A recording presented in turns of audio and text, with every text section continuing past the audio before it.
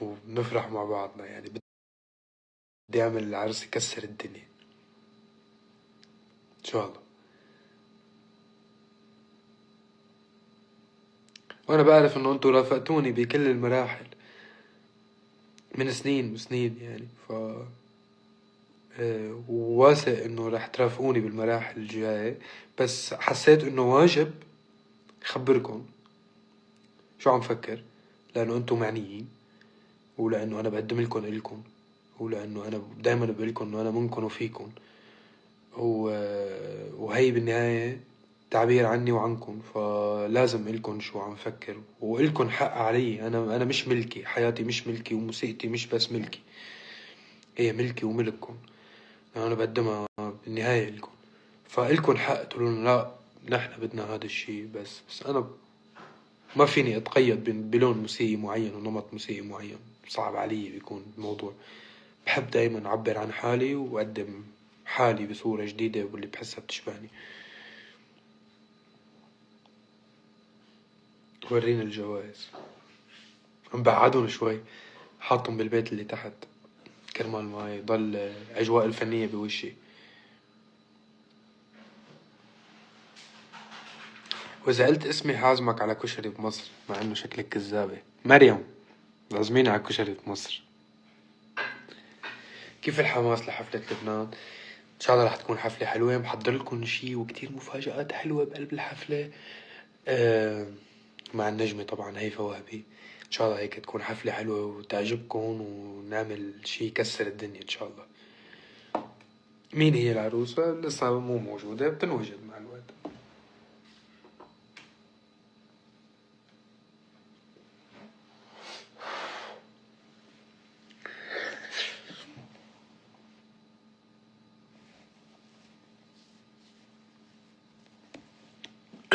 مين أكتر حدا بتحبه؟ عائلتي، بحب عائلتي كتير. وين عنتور؟ تحت، هو وميمي وكيرا وحديقة الحيوانات اللي عندي بالبيت.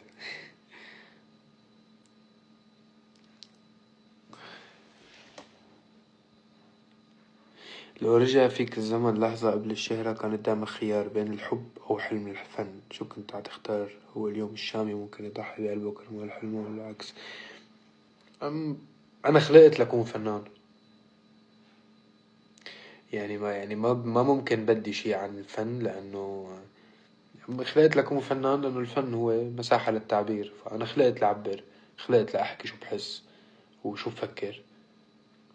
لأنه اللي بيحكي شو يعني اللي بيقدر يعبر عن نفسه ويوصل لفئة كتير كبيرة من الناس، إذا في عنده إشياء يعبر عنها مختلفة. وهذا الشي اللي بحب طوره بحالي دايما. كم عمرك؟ 23 سنة.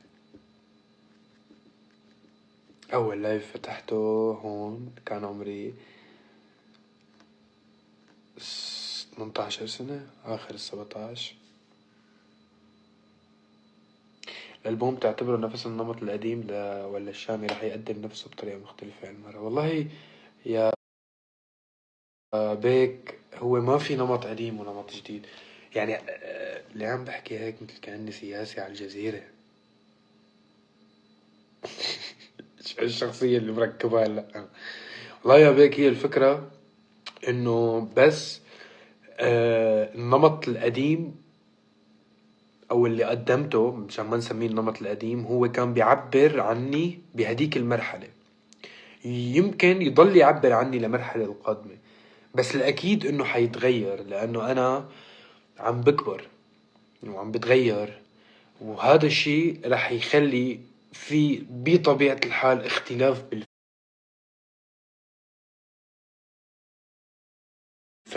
ومش بس هي النقطة. النقطة إنه أنا على يقين ومتأكد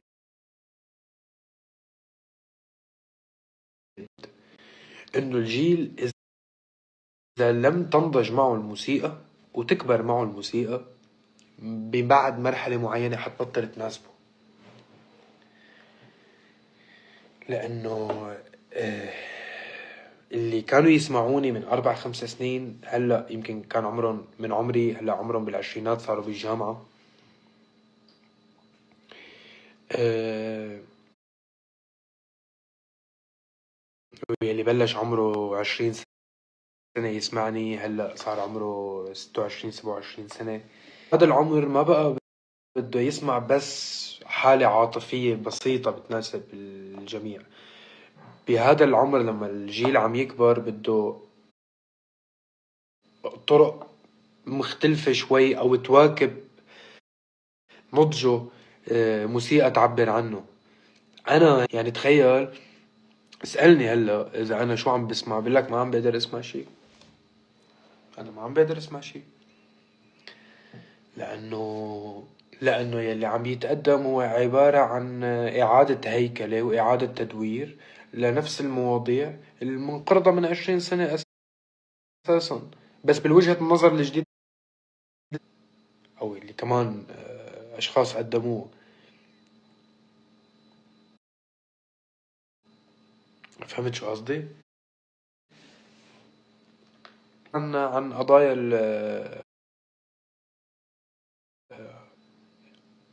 عن ما بعرف، في حدا عم يحكي عن اللي كبروا برا وصاروا أي جملة اللحنية تسمعها تعتقد إنك قادر تتنبأ بمتطلبات سوق الموسيقى. متطلبات سوق الموسيقى بيك هو أنا اللي حاسه.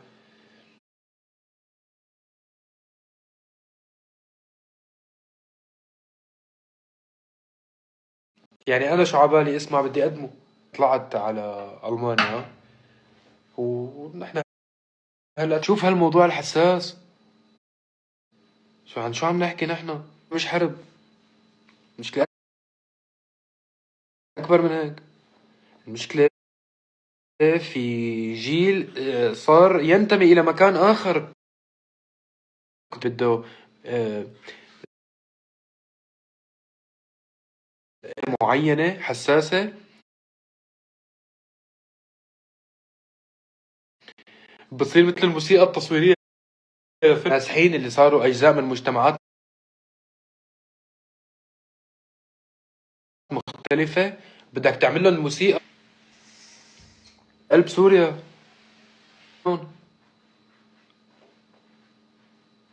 طيب قضايا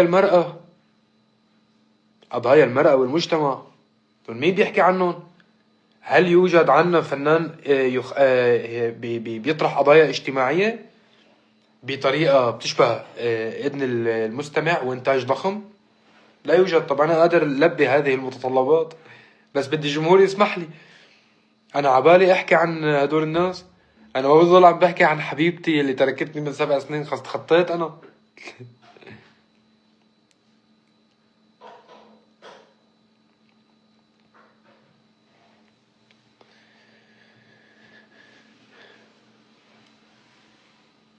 أكيد في هيك شي بالألبوم. أكيد في هيك شي بالألبوم، لازم يكون في هيك شي بالألبوم. في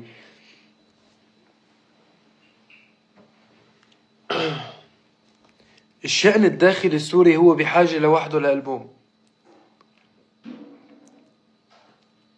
يا بيك، الشأن الداخلي السوري هو لوحده لتعبر عن الشاب السوري اليوم أو العربي، هو لوحده بس بحاجة ألبوم مش غنية تقدم له.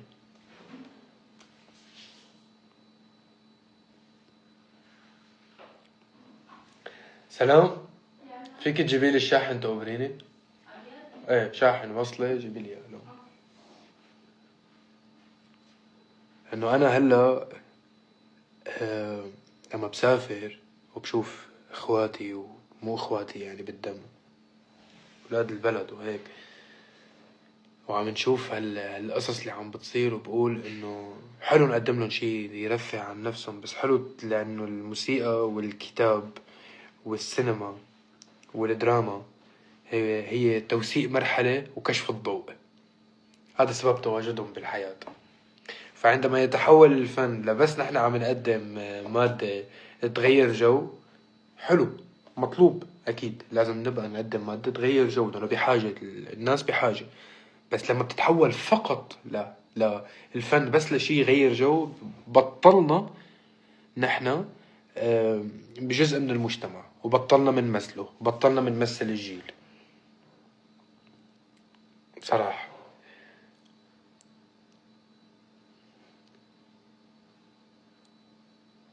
وأنا مالي حابب هالصورة لنفسي، أنا ما انوجدت هون لهيك. لما غنيت برضاك وقربان وغنيت أغنية يلي بعدها عايشة مع الفانز لليوم، اللي بيطلبوها بكل حفلة، أنا غنيتهم بناء على شي عايشه أنا وياهم، وعبالي غني عنه بوقتها، بغض النظر عن قديش رح يكون عليهم رقم بالنهاية على يوتيوب. وأنا واثق، يعني أنا واثق بالإنتاج وبالموهبة اللي الله أعطاني إياها، الحمد لله رب العالمين، إنه دائما بتوصل لفئة كبيرة. مش هذا العطلان همه. بس لما بيكون في عندك فئة كبيرة من الجمهور عم تعطيك ضوء أخضر وتدعمك، تقلك إيه احكي عنا بهاي الأمور، لأنه الإعلام والصحافة اوعى تفكر بيسمح لك. الإعلام والصحافة حالك شو بتعمل؟ أنت بتكون مقدم قضية اجتماعية قد الكون، بس جايبة 30 مليون بدل 100. الإعلام والصحافة السخفاء طبعا بيقولوا لك ها شوف، بيحكوك بالرقم، لأنه هدول مش موجودين ليحكوا عن القضايا الاجتماعية، موجودين ليكونوا عم يحكوا عن السخافة.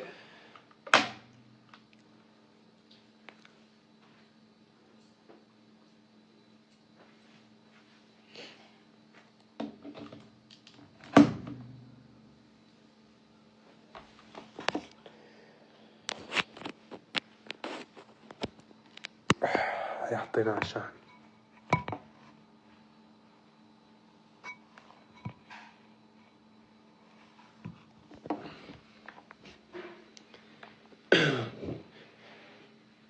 كيف تعرف إنه العمل الفني نجح ووصل للناس؟ إذا في 3 تأثروا فيه وتعلموا شي من العمل، أو حبوا، أو عدل منهم شعور، يعني وصل للناس. هو مش الفكرة مش حجم الانتشار قد ما هو حجم التأثير.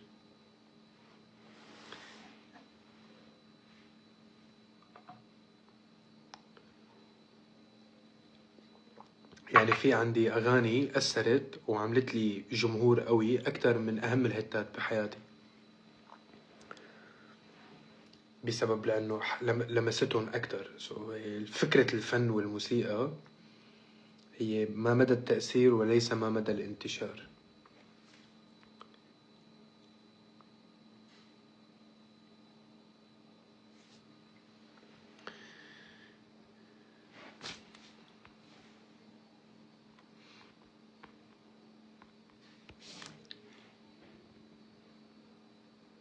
بس إنه طبعا ما فيك تعمل تأثير بلا ما تعمل انتشار، والانتشار بيكون بطبيعة الحال متعلق بالقدر اللي انت، يعني قديش بتقدر تشبه ناس وناس يشبهوك، هذا هو الانتشار.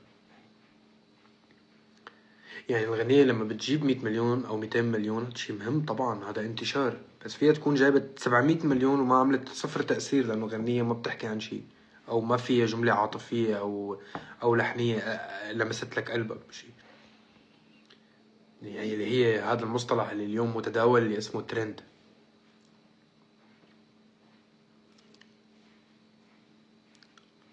بس فيك تكون انت، فيك تحول مصطلح الترند ل... لشي صحي وذو تأثير أكتر.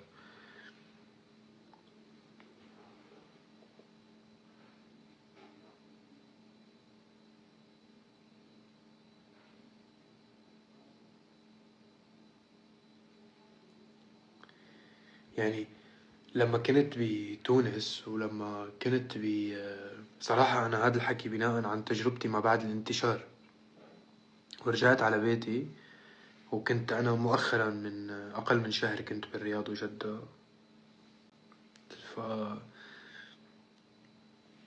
عم شوف العلاقة اللي بيني وبين المحبين والجمهور اللي الله أعطاني إياهم،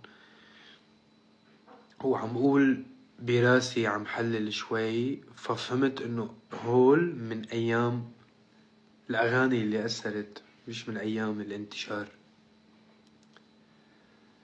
فإذا أنا بدي أعمل أغاني بتأثر، أنا بدي أعمل أغاني بتصيب القلب.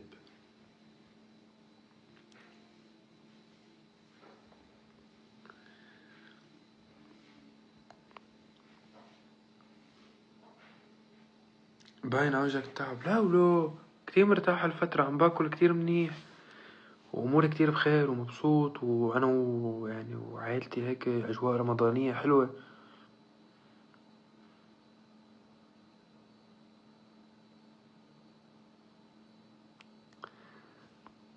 قول اسمي بليز، أمي عم تبهدلني بدي أخلص. طيب رارا، رارا أكيد مو اسمك رارا.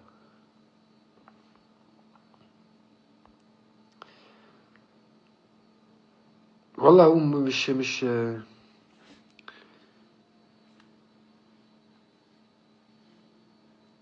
يقبرني ربك يا بيك. صاير جدي برو ماكس هلا كل هاد البهدلة والتنمر لاني مطول دقني شوي. والله احترنا معكم قصة ولا خليها.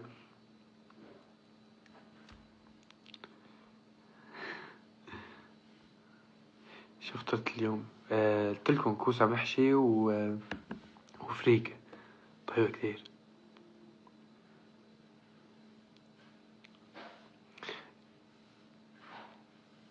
بدي ايفون وانا كمان.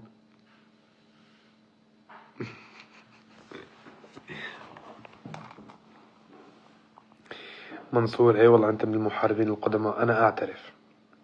ملك من المحاربين القدماء. رورو من المحاربين القدماء. اندو شروق مش من الكتير قدماء، بس من الفانز يلي بيرفع فيهم الراس. ذاكركن هايلة، او ان شاء الله اقول هاي اسمها صح. ليدي طبعا ليدي من الأقدم. مين كمان؟ صعيب من الأقدم. نسرين. بذاكركم كلكم، حافظكم كلكم بالحرف يعني، وبأسمائكم، بشوف تصاميمكم وبشوف محبتكم. وتأكدوا انه ما بيكمل اي شي من المشاريع اللي عم قدمها او اي شي من الشغل اللي عم بعمله بلا هذا الدعم اللي انتو بتقدموا لي اياه، لانه هو راس مالي وهو الاساس اللي ببني عليه الفن. بين عضو الشمعة طفت الكهرباء.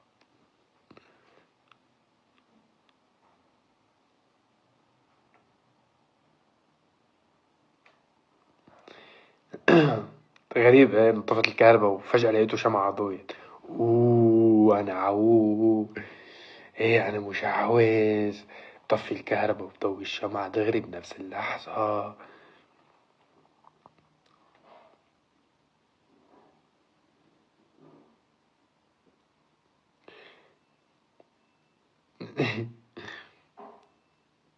خليك كملنا جو رومانسي. طيب اشتغلت الكهرباء، مش الحال. طيب بقى هاي ما بينعمل عليها غنية، طفيت الكهرباء هاي تكون قاعد عم تفكر لك بشي مشروع فني بتنقطع سلسلة أفكارك يا أخوي.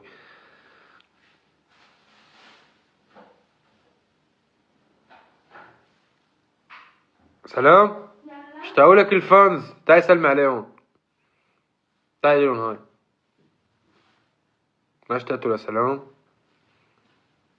أهم محاربة عظيمة عندي بحياتي سلام، باقية على الوعد. الله الله.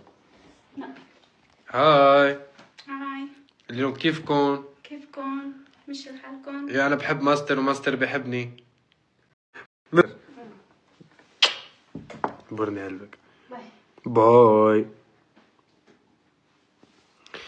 إذا خيروك تستقر ببلد غير لبنان وين بيكون؟ لبنان لا يبدل، بلد الفن والعظماء والطبيعة الحلوة والشعب الرايق والمسقف، موت عليهم. مبسوط كتير هون، مبسوط بحياتي، مبسوط بعائلتي وكل شي منيح الحمد لله. ما بفكر ببلد تاني مبدئيا.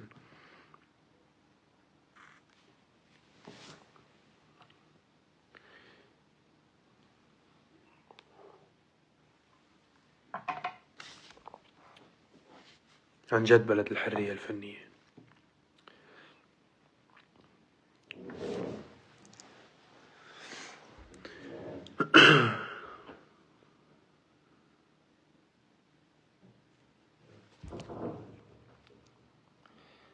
ما عاد في خزان أحزان. لا، خزان أحزان يعني بحس كانت مرحلة هيك لما ما بتقدر تفهم شو عم بتحس، بس تفهم مفاتيح الحياة، وتفهم إنه مقابل كل نجاح في خسارة، ومقابل كل وقعة في نجاح، وإنه الحياة تراكمية، وإنه الحياة نسبية، وإنه لا شيء عبثي بالحياة، وإنه لما بتنأذى أو بتوقع أو بتنضرب هو أثر لشيء معين رح يكون، وإنه كل شي رح تعمله كبير بالحياة رح يبدأ بخطوة.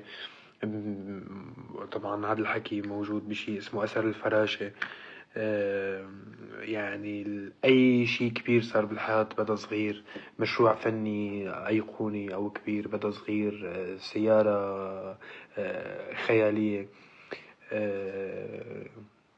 بتبدأ يعني محرك، أو بتبدأ قطع قطع قطع قطع.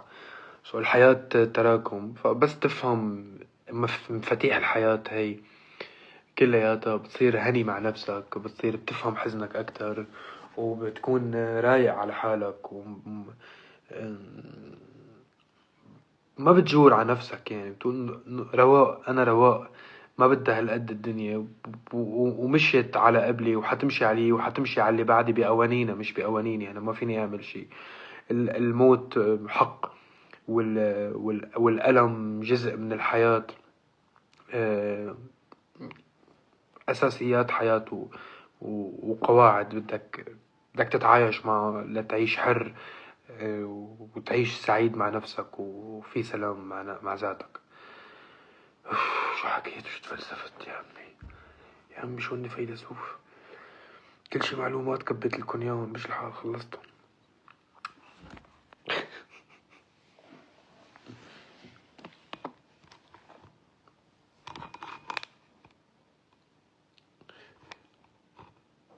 طب اثبات. ثبت.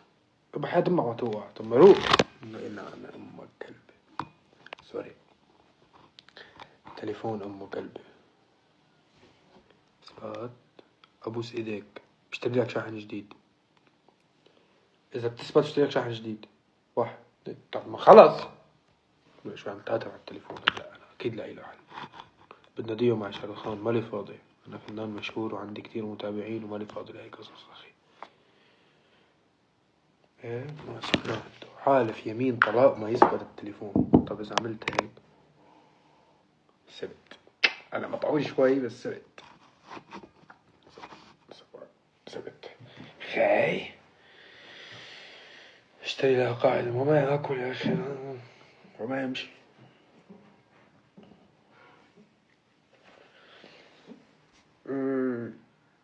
هي اسمي زابر رايح زي زدي ستي.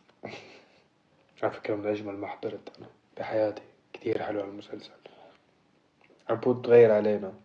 خلص بقى انتم مشتاقين لي بس تغير شو بده يتغير فيني يعني. طولان داني شوي ما عم بحلي.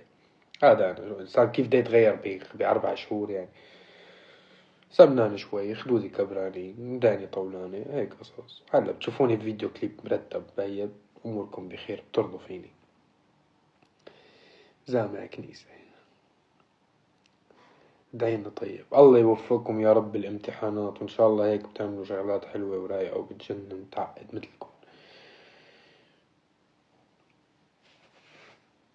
صحيح نفسية برو ماكس. ايه انا كتير كتير كتير كتير كتير شو اسمه مغرور. انا كتير ايجو وهيك وما بتحاكى صراحة.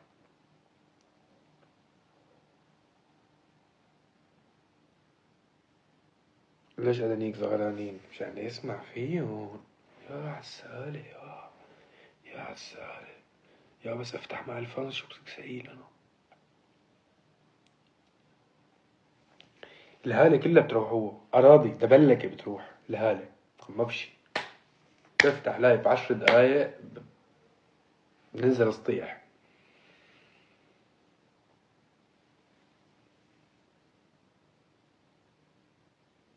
متى نشوفك عروس أخوي؟ بدك تشوفني عروس ليه؟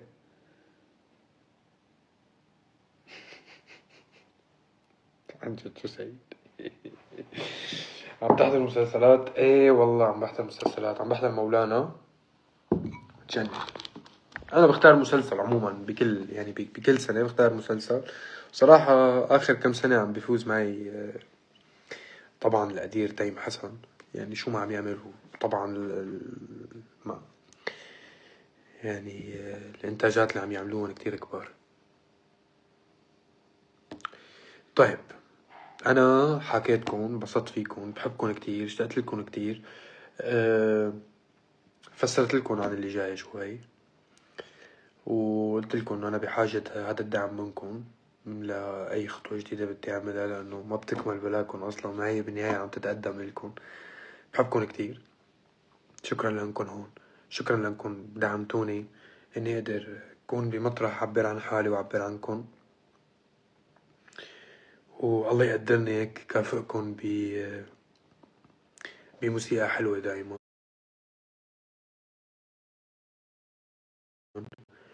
وبأشياء بتشبه قلوبكم جميلة وراقية. انتبهوا على حالكم، انتبهوا